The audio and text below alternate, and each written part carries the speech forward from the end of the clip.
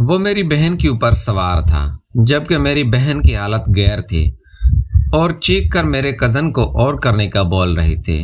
اس کے کہنے پر میرے کزن نے ایک ہی جھٹکے سے راکٹ اس کے اندر کیا جبکہ میری بہن کی چیخ۔ میرا نام عمر ہے، میری عمر 18 سال ہے، میں کافی خوبصورت ہوں، میرا نین و نقش بہت ہی پرکشش ہے۔ چھوٹی سی عمر میں اپنے قد کی وجہ سے کافی جوان لگتا تھا۔ ہم سبھی اپنی فیملی میں خوبصورت تھے۔ میرے سے پہلے میری ایک بہن تھی جو کہ مجھ سے بڑی تھی۔ ہم 2 ہی بہن بھائی تھے۔ میری بہن کافی خوبصورت تھی اور بہت جوان تھی۔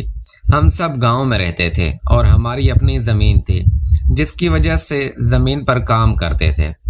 میری بہن کو پڑھائی کرنے کا بہت شوق تھا پر ہمارے گاؤں میں کوئی اسکول نہیں تھا، اس وجہ سے ہم لوگ بس زمین پر کام کرتے تھے اور میری بہن اپنی پڑھائی نہ کر سکی۔ ہمارے خاندان میں یہی رواج تھا کہ لڑکیوں کی شادی کر دی جاتی تھی، اس وجہ سے میرے ابا اماں میری بہن کا رشتہ تلاش کرنا شروع ہو چکے تھے، پر میری بہن میرے چچا کے بیٹے کو پسند کرتی تھی۔ وہ دونوں ہی ہم عمر تھے اور ایک دوسرے سے ملتے رہتے تھے۔ مجھے یہ بات معلوم تھی لیکن مجھے یہی لگتا تھا کہ ان کی شادی آپس میں ہو جائے گی کیونکہ میرا کزن بھی اس سے پیار کرتا تھا۔ ہم لوگ جب بھی زمین پر کام کرنے جاتے تھے تو میری بہن ہی کھانا لے کر آتی تھی اور میرا کزن مجھے کسی کام سے واپس بھیج دیتا تھا۔ اس وقت مجھے سمجھ نہیں آتا تھا اور میں واپس آ جاتا تھا، لیکن اب آہستہ آہستہ میں جان گیا تھا کہ وہ دونوں پیچھے سے کیا کرتے تھے۔ پر اچانک ہی میری بہن کا ایک جگہ سے رشتہ آ گیا تھا۔ وہ لوگ شہر میں رہتے تھے اور بہت اچھا بزنس کرتے تھے۔ میرے ابا نے یہ سب دیکھا تو فوراً ہی رشتہ پکا کر دیا تھا۔ پھر جب میری بہن کو معلوم ہوا تو وہ بہت رونے لگی تھی۔ مجھے اس کے رونے کی وجہ معلوم تھی پر میں کچھ بھی نہیں کر سکتا تھا اور مجھے ایک یہی امید تھی کہ شاید میرا کزن بول دے کہ وہ میری بہن سے شادی کرنا چاہتا ہے، پر وہ خاموش رہا تھا اور مجھے معلوم ہو گیا تھا کہ وہ میری بہن کا بس استعمال کر رہا تھا۔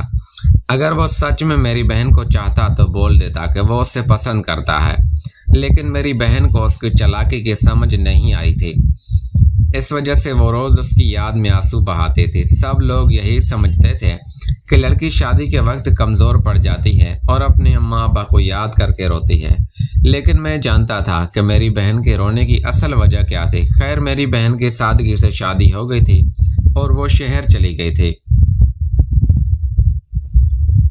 شادی کے اگلے دن رسم کی وجہ سے ہمارے پاس آئی تو وہ کافی اداس سی تھی۔ مجھے اس کی اداسی پتہ چل گیا تھا کہ ضرور وہ اپنے شوہر کے ساتھ خوش نہیں ہے، لیکن اب کچھ نہیں ہو سکتا تھا، اسے سمجھوتا کرنا تھا اور اس بات کو تسلیم کر لینا تھا کہ اس کی شادی ہو چکی ہے۔ وہ واپس چلی گئی تھی۔ اسی طرح شادی کو 3 سال گزر گئے تھے اور ان 3 سالوں میں وہ بہت دکھی ہوتی تھی اور اس کی کوئی اولاد بھی نہیں تھی۔ وہ اماں کے سامنے کافی روتی رہتی تھی کہ اس کے سسرال والے اس پر الزام لگا رہے ہیں کہ اس کے ساتھ کوئی مسئلہ ہے جب ہی اولاد نہیں ہو رہی۔ میری اماں بھی اسے سمجھاتی تھی کہ سب ٹھیک ہو جائے گا، پر اس کے سسرال والوں نے اسے کچھ مہینوں کا وقت دے دیا تھا، لیکن 1 مہینہ گزر گیا تھا۔ اس وقت میں بھی کچھ نہ ہو سکا، مجھے کافی پریشانی رہتی تھی۔ ایک دن میری بہن کے شوہر نے اسے ہمارے گھر 1 مہینے کے لیے بھیج دیا تھا اور کچھ دیر بعد وہ بھی واپس شہر چلا گیا تھا۔ میری بہن کچھ دیر تک تو اداس رہی تھی، پھر مجھے محسوس ہونے لگا تھا کہ 1 ہفتے کے بعد وہ کافی خوش رہنے لگی تھی اور اس کا دل لگ چکا تھا۔ مجھے بھی یہ دیکھ کر سکون ملنے لگا تھا کہ میری بہن اب خوش رہتی ہے کیونکہ اس کی خوشی میں میری خوشی تھی۔ میرے کزن وغیرہ بھی ملنے آیا کرتے تھے۔ ایک دن میرا وہی کزن آیا تھا۔ مجھے یہ دیکھ کر کافی غصہ آیا تھا اور میں نے اپنی بہن کو منع کر دیا تھا کہ وہ اس سے نہ ملے، پر میری بہن نے مجھ سے کہہ دیا تھا کہ وہ بہت خوش ہے اور اس سے اب کوئی شکوہ نہیں ہے، اسی لیے میں پچھلی ساری باتوں کو بھول جاؤں۔ میں نے اپنی بہن کی بات مان لی تھی۔ میرا وہ کزن اب آتا رہتا تھا اور میری بہن بھی خوش تھی۔ ایک دن رات کا وقت تھا جب میں زمین سے واپس آیا تو اسٹور روم سے عجیب آواز آئی۔ میں جلدی سے پوچھا کہ اندر کون ہے، جب اچانک سے میری بہن باہر نکل آئی اور مجھ سے کہنے لگی کہ اسٹور سے وہ اپنی پرانی چیز نکال رہی تھی۔ وہ مشکل سے نکل رہی تھی، تب ہی اس کی آواز آ رہی تھی۔ میں بھی اس کی بات کو سچ سمجھ گیا اور واپس اپنے روم میں چلا گیا تھا۔ دن ایسے ہی گزرتے رہے اور میری بہن بھی اب خوش رہتی تھی اور اسٹور روم میں رات کو جاتی تھی، اور پوچھنے پر وہ یہی کہتے تھے کہ اس سے اسٹور روم میں ایک ہی اس وجہ سے وہ رات کو جب سب سو جاتے ہیں تو تب وہ کام کرتی ہے۔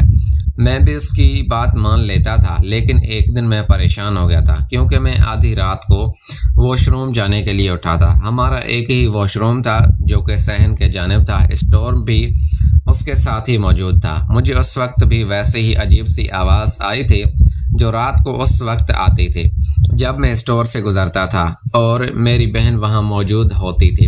اس بار وہ کچھ زیادہ آواز کر رہی تھی اور مجھے حیرانگی ہونے لگی تھی۔ میں نے سوچ لیا تھا کہ اب یہ دیکھ کر رہوں گا کہ اندر کیا چل رہا ہے۔ میں نے فوراً ہی دروازہ کھول دیا اور اندر کا منظر دیکھ کر میں کافی حیران ہو گیا تھا کیونکہ اندر صرف میری بہن نہیں بلکہ میرا وہ کزن بھی ساتھ ہی موجود تھا۔ ان دونوں کو میں اس حالت میں دیکھ کر ہکا بکا ہو گیا تھا۔ میری بہن بھی خود کو چھپانے لگی تھی اور میرا کزن بھی اپنی حالت صحیح کرنے لگا تھا۔ مجھے کافی غصہ آ رہا تھا۔ میں نے اپنی کزن کو وہاں سے اٹھایا اور ایک تھپڑ بھی لگا دیا تھا اور اس سے کافی برا بھلا کہنے لگا کہ اس کی ہمت کیسی ہوئی میری بہن کے ساتھ یہ سب کرنے کی۔ وہ بھی ڈر گیا اور کہنے لگا کہ وہ سب میری بہن کے کہنے پر کر رہا تھا اور میری بہن نے اسے یہ سب کرنے کا کہا تھا۔ میں اس کی بات پر حیران ہو گیا تھا اور کزن کو وہاں سے بھگا دیا تھا۔ وہ وہاں سے چلا گیا تھا۔ میری بہن اب رونے لگی تھی۔ میں جان گیا تھا کہ اس کے دل میں ابھی بھی میرے کزن کے لیے وہ جذبات ہیں۔ میں اس سے کافی ناراض ہو گیا تھا اور میں یہ سوچ لیا تھا کہ میں سب کو بتا دوں گا کیونکہ میری بہن نے ہر حد پار کر دی تھی۔ میری بہن بھی اس بات سے کافی ڈر گئی تھی۔ میں نے زندگی میں پہلی بار اسے اس حالت میں دیکھا تھا۔ وہ ایک رات میرے پاس آئی اور مجھ سے کہنے لگی کہ میں اسے معاف کر دوں اور یہ بات کسی سے نہ کروں۔ تو میں نے اس سے کہا کہ آخر اتنی کیا مجبوری تھی جو وہ یہ سب کرنے لگی۔ اس پر وہ رونے لگی تھی اور کہنے لگی کہ وہ کافی مجبور تھی کیونکہ اس سے پتہ چلا ہے کہ اس کا شوہر مرد نہیں ہے، نہ ہی اس میں اتنی طاقت ہے کہ وہ اولاد پیدا کر سکے۔ یہ بات سن کر مجھے حیرت کا جھٹکا لگا تھا۔ میری بہن رو کر مجھے بتانے لگی تھی کہ ایک یہی وجہ تھی جس کی وجہ سے اس کے ساتھ وہ سب کر رہی تھی۔